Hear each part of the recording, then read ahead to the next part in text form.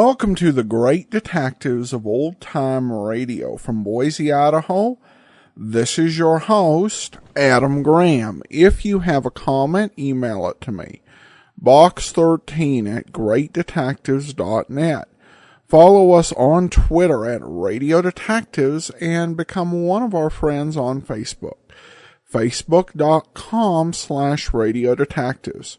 Well, before we do get started, I do want to encourage you as you make your travel plans for the summer. Remember, JohnnyDollarAir.com. JohnnyDollarAir.com is a Priceline affiliate, so you get all the benefits of going through Priceline, such as being able to name your own price on hotels, rental cars, airline tickets, and even more, or choosing from great published fares. Plus, when you go through JohnnyDollarAir.com, part of the purchase price goes to support the Great Detectives of Old Time Radio at no additional cost to you. So when you're making travel plans, check out JohnnyDollarAir.com first. Now from January the 12th of 1958, it's the Boron 112 matter. Johnny Dollar. Don't read, Johnny. It's Lloyd's of England. George, every time I hear your voice on the phone, I shudder. Well, I guess I have asked you to handle some rather out-of-the-ordinary matters for us. George, they have been so wild, crazy, impossible, I sometimes wonder if you ever issue a normal-type policy. Well, it's a very normal-type policy that I'm concerned about now, Johnny. It's the insured himself who has me worried. Okay, tell me all. His name is Joseph, spelled with an F. Joseph Hentler. He's an inventor, among other things. His invention is what we've insured. It's a device, I guess you'd call it, for making some kind of boron-based compound. Boron-based? The sort of thing the government is vitally interested in for its airplane and rocket fuels. Oh? No kidding. I think you'd better run over here and let me tell you about it. Can you? Right away? When you put it that way, George, yeah, I think I'd better. I'm on my way.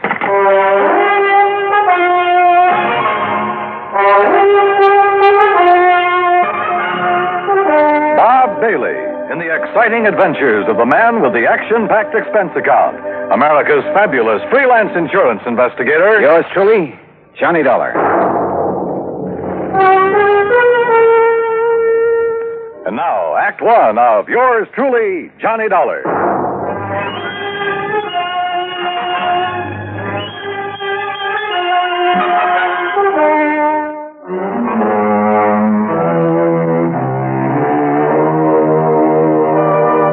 Expense account submitted by Special Investigator Johnny Dollar to Floyd's of England, American Office, Hartford, Connecticut. Following is an account of expenses incurred during my investigation of the Boron 112 matter.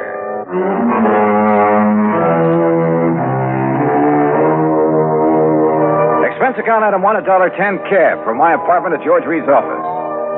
As I walked in, he motioned me to a chair, leaned over to the intercom on his desk, and pushed a key. Sit down, Johnny. Miss Larkin. Yes, Mr. Reed. Mr. Dollar is here. Would you come in, please? Oh, yes, sir. Well, George, what's it about this time? Glad to see you, Johnny. I gave you most of the story over the phone. Well, you only told me you've issued a policy to this man, Hantler, was it? That's right, Joseph Hentler. Yeah, and that you've insured some invention of his for, how much did you insure it for? $20,000. It's a piece of apparatus, Johnny, that he has spent over 7 years developing. Sit down, Miss Larkin. Oh, thank you. Apparently, it's a very complicated something or other. I never did know much about such things. For making borax, or more specifically, a compound he calls Boron 112 for use in high-powered fuel. Sounds important. It is, at least so far as I've been able to determine. Yeah, been all sorts of government tests and experiments with these super fuels, hasn't there? Exactly. Many things formerly used purely as explosives, remember this, Johnny, many things formerly used as explosives are now being developed as fuels. Well, the perfect example is atomic fission and hydrogen fission or fusion or whatever it is. Exactly. All right, now let's get down to cases. You've insured some apparatus that's supposed to make boron 112. What kind of apparatus? I've never seen it. It's all very secret. Oh, now, wait a minute. How do you know this machine or whatever it is even exists? Looks to me like you've insured a pig in a poke. No, Johnny. For $20,000. Wow. No, Johnny, I'm not that much of a fool. One man, a recognized physicist, has, at my request. And mind you, this was before I'd agreed to issue the policy. Understand? Go on. His name is Dr. Hugo von Brauer. Oh, I've heard of him. Yes. Well, Hantler permitted him to see enough to convince von Brauer that he has something mighty important there. That he's on the right track to, well, whatever it is he's out to accomplish. Okay. I'll take your word that you were right in issuing him the policy on it. But now what's happened? The thing blow up in his face or something? No, as I told you over the phone, it's the man himself I'm worried about. Because of something I've just learned. Like what? Miss Larkin, this is Mr. Johnny Dollar. Now, will you please... Yeah, I know. Gee, Mr. Dollar, this is a real thrill. I've heard so much about you. Hi, Miss Larkin. Gee, won't you just call me Louise? Yeah, sure, Louise. Oh, gee. Miss Larkin, will you just tell Mr. Dollar what you told me this morning? Yes, sir. Oh, gee. Well, it was like this, Mr. Dollar. A couple of years ago, well, you know, when I was just a kid, not very mature, you know what I mean? Oh, sure. Go on. Well, some of the kids I traveled around with, some of them were awful immature, compared to me, that is. Miss Larkin. Well, a couple of them had some pretty funny ideas about the government, things like that. You know what I mean? I'm afraid I don't. Well, like, they used to think they were very smart attending a lot of secret meetings. The kind the FBI likes to keep tabs on. Now, you know what I mean? Go on, Miss Larkin. Well, anyhow, this one night, we didn't take all their talk very serious, mind you, and that's the truth. We didn't think there was anything in it, just a lot of talk. Will you please get to the point? I am, Mr. Reed. Well, anyhow, Charlie and me, that was my boyfriend, Charlie White. At least one of my boyfriends. I always have a lot of them, you know what I mean? Yes. Well, go on, please. Well, Charlie and me, we said, sure, we'll attend one of your meetings, you know, just for laughs, you know what I mean? And what kind of a meeting was it? Oh, it was terrible. It was awful, Mr. Dollar. A bunch of people I never saw before making speeches. Yeah. Down with the government, start the revolution, you know, that sort of thing. Oh, we got out of there in a hurry, believe you me. I'm sure you did. And we were pretty lucky, too, because the police or the FBI or somebody came in after and busted the whole thing up. Hey, maybe you read about it. That's all very interesting, Louise, but just what... Yes, Miss Larkin, get to the point. All right. Well, just this morning, when I was filing the office copy of this insurance policy and I saw the name on it, oh, gee, Mr. Dollar, it hit me like a... Well, do you know what? What? That name, Joseph Hantler. Oh. It was the same as one of the fellas, an older guy that me and Charlie had seen at that meeting. Now, what do you think of that? $20,000 on a highly secret device. Yes. That might be to produce some kind of explosive. Exactly, instead of a simple fuel additive. Exactly the suspicion that came into my mind, Johnny. Of interest to the government, he had told me. But what government? We're jumping to an awfully big conclusion, George. Have you notified the FBI? I suppose I should, eh? Yeah. No, not yet. We may be all wrong about this. Oh, but Mr. Dollar... We may be all wrong about the man, his apparatus, his intentions, everything. Let me see what I can find out about him first. Now, whatever you say. But remember one thing, Johnny. Yeah? You may be dealing with far more than just this one man. So be careful. Be very careful. Oh, gee, you'd better, Mr. Dollar. You know what I mean? Act two of yours truly, Johnny Dollar, in a moment. Now, Act two of yours truly, Johnny Dollar, and the Boron 112 matter.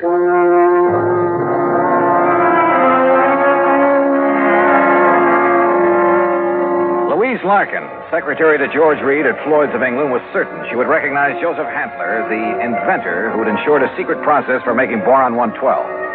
If, that is, he were the same Joseph Hantler she'd met at one time at a meeting of a subversive group. Expense account item 2, $50, deposit on a rental car. In it, Louise and I crossed the Connecticut River to East Hartford, went south to Hockenham on Route 2, then south and east on a seldom used gravel road that took us a few miles to the edge of a stream called the Salmon Branch. There in a little grove of trees, we found a windowless concrete block building, the so-called laboratory of Joseph Hantler. Gee, those directions Mr. Reed gave us were pretty good, weren't they? Yeah. Hantler certainly picked himself an isolated spot. Come on. Boy, this is exciting, isn't it? Now, just remember what I told you. If this is the man you met at that party line meeting, don't appear to recognize him. Just give me a slight nod to say yes or no. Yeah, but what if he recognizes me? Yeah, we'll cross that bridge when we get... Stop! Stop right where you are. Do you not see the signs on the fence? Keep out! Keep Yeah, out! Johnny, it's him. You're sure? Yeah, gee. Where did you hear me? I'd like to talk with you, Mr. Hantler. It is Dr. Hantler. Who are you? My name is Dollar, insurance investigator. And who is this woman? Just a friend of mine. So, what do you want with me? Well, I want to see the machine, the apparatus that Floyd's of England has insured for you. No, you may not. I'm engaged in highly secret work here. Work that is worthy only of my own great talents as a physicist, chemist, and inventor. Work for the government. Yeah? What government? What are you talking about? The United States government, of course. Suppose you let me see whatever contract you may have with them. I let you see nothing. I have no contract. Oh? And I do not have any patent on my converter. And why? Because either one would reveal the secret of this amazing device before I can turn it over to the government of this fine and glorious country. Yeah, sure. So that is also why I will not permit either you or anyone else to see inside of my laboratory. So leave. Immediately. Go, get out of here. Dr. Hantler, if you'll just let us... No. Do you understand me now? Mr. Dollar. Oh, hey, now, wait a minute. What's that thing for? You are trespassing on my private property. If I shoot you, I am within my rights. Now leave. Now! Do you hear me? Come on, Louise. Gee, yeah. And do not come back here. Do you hear me? Never! Same man, huh? Oh, he sure is. Gee, that gun he pulled on you, I was scared, you know what I mean? Yeah, I know what you mean. Well, what are you going to do, Mr. Dollar? You know something, Louise? I'm not sure. But I was sure by the time we got back to Hartford. I took Louise back to George Reed's office. George was out to lunch, but I stopped long enough to telephone an old friend of mine, Lee Houck, at the local office of the FBI. Asked him to meet me for a bite to eat. Sure, Johnny. How about the Hearthstone? Anywhere you say. 1 o'clock? I'll be there. Well. Yeah, I know what I'd do, Johnny. What, Louise? I'd tell the FBI. That's exact. Yeah, well, we'll see. I know what Charlie would do, too. Charlie? My boyfriend, I told you, Charlie White. Oh, yeah. Well, I'd better be on my way. He'd go out there and he'd kill that crazy old man. Well, Johnny, he just hates those people who are conspired to overthrow the government. Hey, look, tell George when he gets back to the Ever office. since we got drugged into that awful meeting of those awful people, why, he hasn't even seen those guys that persuaded he and I to go there that night. Louise. He says if he ever does see any of them, boy, what he'll do to them. Yeah, I'm sure. Now, look, I got to keep a luncheon date. Tell George Reed when he comes back that I'll see him later, huh? Then I'll see you again, Johnny, huh? Hadn't you better answer that phone? Huh? Oh, yeah. Oh, goodbye, Johnny. See you. Lloyd's of England. Oh, Charlie. Hey, Charlie, what do you think's happening? Who I've been talking to? My dream man.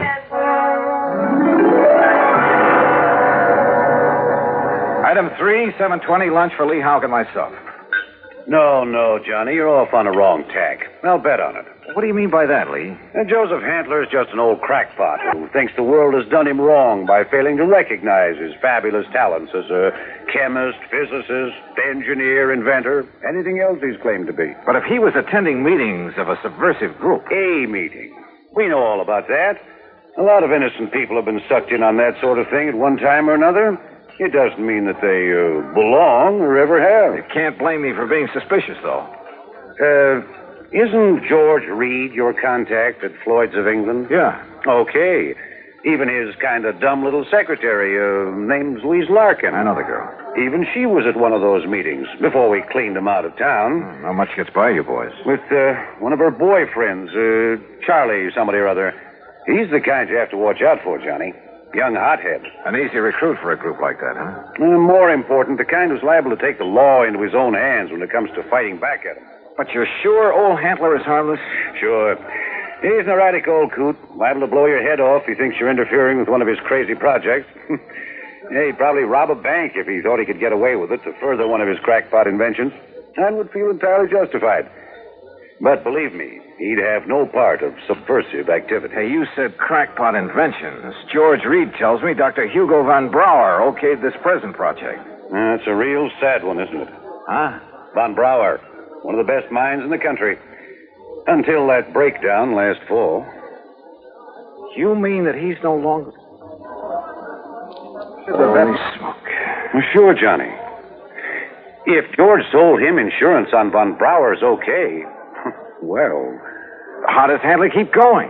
Does he ever sell anything he develops? No, it probably lives off an old trust fund, something like that. Want me to check on it? No, wait till after I've seen him again. Somehow I've got to see that machine of his, see how badly the insurance company stands to get took. Yeah, Johnny. I think you better. Maybe he was right. Maybe the idea George Reed and I had cooked up that the old scientist was working on some kind of bomb or explosive was... Anyhow, my problem was to find out exactly what he was working on, what the company had blindly insured. So I drove out there again.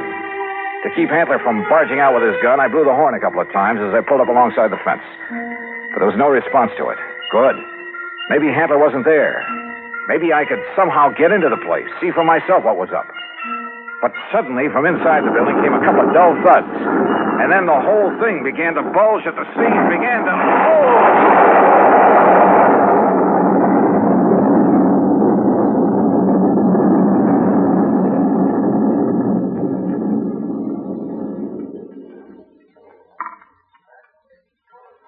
Act 3 of yours truly, Johnny Dollar, in a moment. 3 of yours truly, Johnny Dollar, and the Boron 112 matter.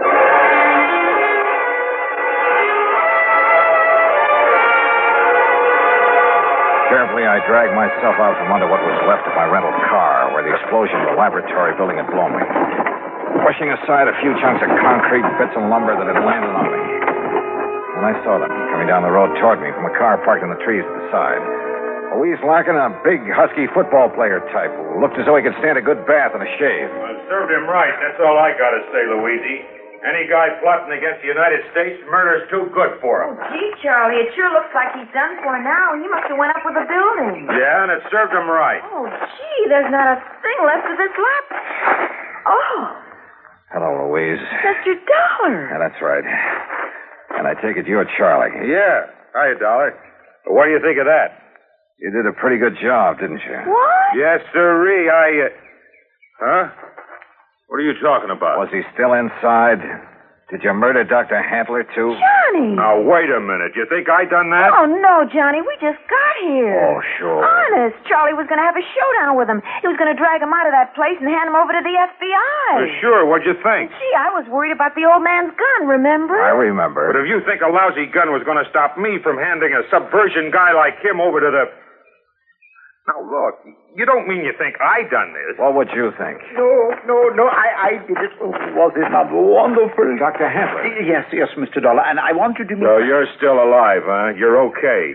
I beg your pardon? Well, you won't be for long because I'm going to take you in. I'm going to... Quiet. Mr. Dollar, my good friend, Mr. Dollar. Huh? I want you to meet this gentleman from the commission in Washington. Commission? D.C., Washington. Dr. Bernard Steiner. The Dr. Steiner? Yeah, but of course. I've heard of you, and now it's nice to meet you, Mr. Dollar. This final test, it was proof. It was final, all right. Yes, it was all the proof I need. We observed the buildup of the explosion from the top of yonder hill. The proof of what? That Dr. Handler has finally come up with a controlled power source in his boron compound of inestimable value to the country's rocket program. So, I am a great man at last. Though why he calls it Boron 112, I'll never know. Well, because it was experiment number 112 with my wonderful converter process. What else? Hey, if you're from Washington, mister, I am, young man, and I assure you the government will take over Dr. Handler's process immediately. Well, I'll be doggone. I don't get this. Neither do I, honey. Well, what about the converter, as you call it? Did that go up with the building? Yeah, but of course. And now I can build for the government a big one. Big enough to serve this glorious country of ours. Yeah, sure. But you'll expect the insurance company to pay for the one you deliberately blew up. Me? Dr. Joseph Handler? No, never. I am a great man now. I am above such petty things. I tear up that policy. I do not want their money because now I am a great man.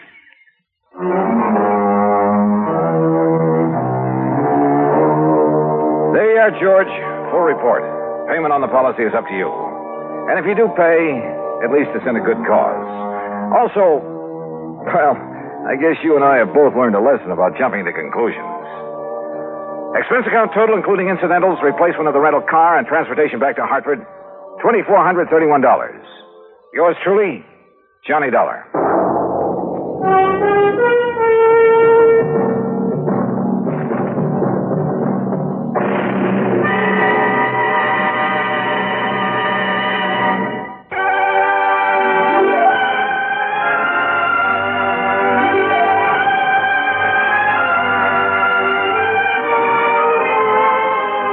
Truly, Johnny Dollar, starring Bob Bailey, originates in Hollywood and is produced and directed by Jack Johnstone, who also wrote today's story. Heard in our cast were Shirley Mitchell, G. Stanley Jones, Harley Bear, Russell Thorson, Frank Gersel, and Lou Merrill. Be sure to join us next week, same time and station, for another exciting story of yours truly, Johnny Dollar. This is Dan Cumberly speaking.